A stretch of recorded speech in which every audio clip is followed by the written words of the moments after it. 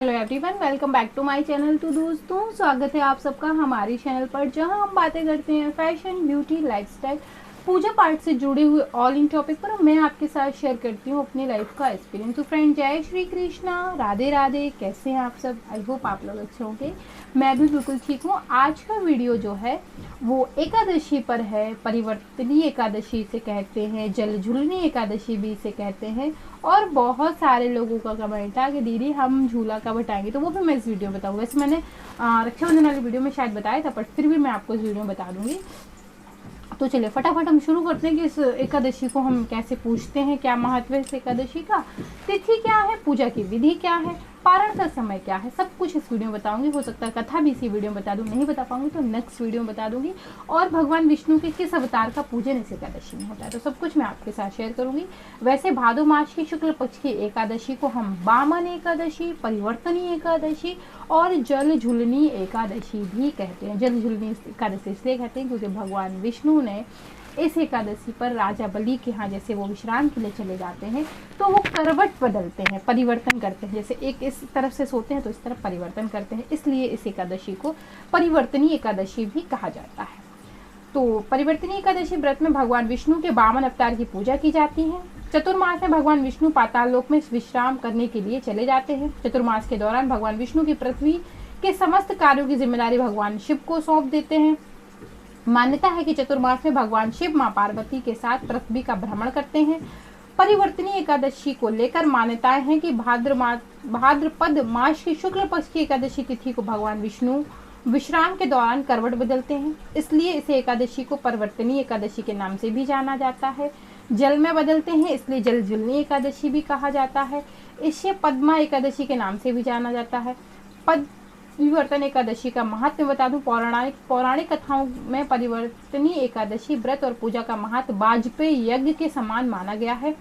इस एकादशी को भगवान विष्णु के वामन अवतार की पूजा की जाती है। ऐसा माना जाता है कि एकादशी का व्रत रखने से सभी प्रकार के पापों से मुक्ति मिल जाती है। भगवान की कथा में एकादशी व्रत का वर्णन आता है। भगवान श्री कृष्ण युधिष्ठिर और अर्जुन को एकादशी का महात्म्य के बारे में बताते हैं। इस दिन माता लक्ष्मी का भी पूजन किया जाता है। लक्ष्मी जी का पूजन करने से धन की कमी जो है वो दूर होती है। अगर धन आपके पास नहीं है तो वो भी कमियां जो है ईश्वर दूर कर देते हैं। तो चलिए अब हम आपको बताते हैं इस पूजन की विधि। कुछ नहीं करना है। एकादशी के व्रत के सभी नियम एक जैसे होते हैं। वो कोई भी एकादशी हो, नियम सबके एक जैसे होते हैं। आप दसवीं की शाम से ही एकादशी के व्रत के सभी नियमों का पालन रखेंगे, सात्विकता का पूरा ध्यान रखेंगे और ब्रह्मचर्य का पूर्णतः पालन करेंगे। दशमी की शाम से एकादशी के दिन सुबह में स्नान आदि करके जो रोज के काम है उनसे निवृत्त होकर मंदिर में आकर चौकी पर पीले रंग का कपड़ा बिछाकर भगवान विष्णु की प्रतिमा को स्थापित करके कलश की स्थापना करके गणेश भगवान का सर्वप्रथम पूजन करके फिर हम श्री हरि विष्णु जी का पूजन करेंगे। भगवान का पूजन आप पंचामृत से करवाइएगा। स्नान करवाने के बाद उनको पीले रंग के वस्त्र अर्पित करिएगा। अगर वस्त्र नहीं है तो पीले रंग की जनेऊ अर्पित करिएगा, पीले रंग का धागा अर्पित कर दीजिएगा, वो वस्त्र रूपी ही होता है। वस्त्र अर्पित करने के बाद कुमकुम चंदन, जो पीला चंदन लगाते हैं वैसे आप पीला चंदन लगाइएगा। उसके बाद पीले पुष्प की माला चढ़ाइएगा, पीले रंग का भोग बना के प्रभु को अर्पित करिएगा। तो इस प्रकार से जो है हम प्रभु की पूजा अर्चना करते हैं। उसके बाद आप प्रभु की आरती कर लीजिएगा। आरती के बाद माँ लक्ष्मी का भी पूजन कर सकते हैं करना चाहें तो, नहीं तो लक्ष्मी विष्णु जी का साथ में दोनों का पूजन कर सकते हैं। उसके बाद विष्णु सहस्त्र नाम का पाठ कर सकते हैं, विष्णु जी की स्तुति कर सकते हैं, विष्णु चालीसा पढ़ सकते हैं, विष्णु जी के मंत्र जप कर सकते हैं। चंदन की या तुलसी की माला से तुलसी दल अवश्य चढ़ाइएगा भगवान को भोग प्रसाद के साथ। और अपनी पूजा की सुबह की पूजा को पूर्ण करिएगा। शाम को भी आपको ऐसे ही पूजा करनी है, जैसे सुबह में करनी है वैसे ही शाम को करनी है। भगवान को विधि विधान से धूप दीपक भोग सब दिखाकर आपको विधि विधान से शाम की पूजा करनी है। आप रात में भजन कीर्तन भी कर सकते हैं। सुबह में आपको अपने व्रत का पारण करना है। तो सुबह होकर भगवान को फिर से आप विधि विधान से पूजा सुबह में करके भगवान विष्णु को हाथ जोड़कर धूप दीपक आरती करके और अपने व्रत का जो है आप संकल्प को पूर्ण करेंगे। कलश को हटा देंगे, विसर्जन कर देंगे, उसमें जो जल है उसका विसर्जन कर देंगे। दीपक जलाएंगे तो दीपक अगर सुबह तक अगर खुद समाप्त हो जाए तो कोई बात नहीं होता तो खुद से मत बुझाइएगा, उसे तुलसी जी के पास रख दीजिएगा, चौकी हटा लीजिएगा, भगवान जी को मंदिर में रख दीजिएगा। प्रसाद की सामग्री परिवार रूप में वितरण कर लीजिएगा। पंडित जी का दान निकाल के रख दीजिएगा, जो भी दान आप क्षमता अनुसार पंडित जी को करना चाहते हैं वो निकाल के रख दीजिएगा। इस प्रकार से इस व्रत को पूर्ण करते हैं। भगवान को इस समय श्री हरि विष्णु जी के आप समस्त मन में ध्यान करके कि हे प्रभु, हम इस समय आपको जो है वामन अवतार में देखकर आपकी पूजा कर रहे हैं। तो भगवान विष्णु के वामन अवतार की पूजा इस समय की जाती है, जो उनका ये रूप है उसकी पूजा की जाती है। एकादशी तिथि कब प्रारंभ हो रही है? तो एकादशी तिथि जो है वो 28 तारीख को प्रारंभ हो रही है 2020 दिन शुक्रवार 8:38 AM पर। एकादशी तिथि कब समाप्त हो रही है? तो 29 अगस्त 2020 शनिवार को 8:17 AM पर। एकादशी पारण का समय है 5:49 AM से 8:21 AM तक, दिन रविवार। व्रत आपको रहना है 29 तारीख को, यानी कि दिन शनिवार को। आप शुक्रवार की शाम से इस व्रत के सभी नियमों का जो है वो पालन करेंगे। तो चलिए अब मैं आपको जो है वो कथा सुना देती हूँ कि इसमें कथा क्या है, क्या विशेष महत्व है, ये सब मैं आपको इसी वीडियो में जो है वो बता दूंगी। क्योंकि कथा विशेष महत्वपूर्ण होती है। अगर कथा आप नहीं सुनते हैं तो आपके व्रत का कोई लाभ नहीं होता है। तो कथा को ज़रूर सुने। जैसे भी आपको कोई सुनाने वाला मिल जाता है तो आप उनसे सुन सकते हैं, खुद से भी कर सकते हैं। तो श्री कृष्ण जी बोले, हे युधिष्ठिर, भगवान भादो शुक्ल पक्ष की एकादशी का नाम वामन जयंती तथा परिवर्तनी है। उसमें वामन भगवान की पूजा की जाती है। भगवान विष्णु शयन मंदिर में करवट बदलते हैं, इस कारण इसका नाम परिवर्तनी प्रसिद्ध है। इसके महात्म्य की कथा ऐसे है।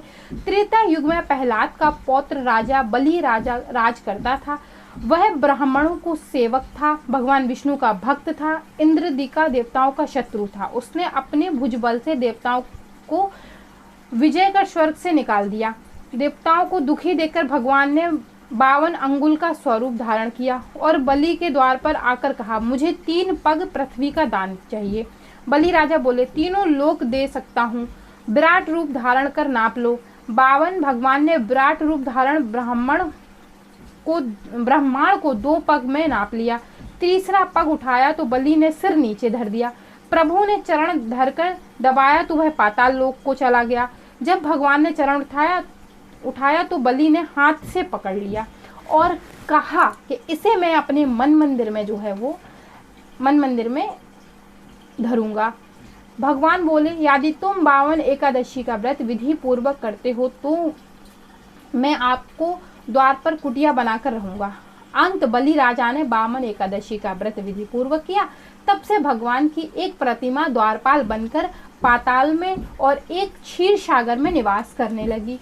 इस दिन जो फलहार है वो इस दिन ककड़ी का सागर लेना चाहिए। खीरा, केला, सेब आदि फल तथा दूध दही ले सकते हैं।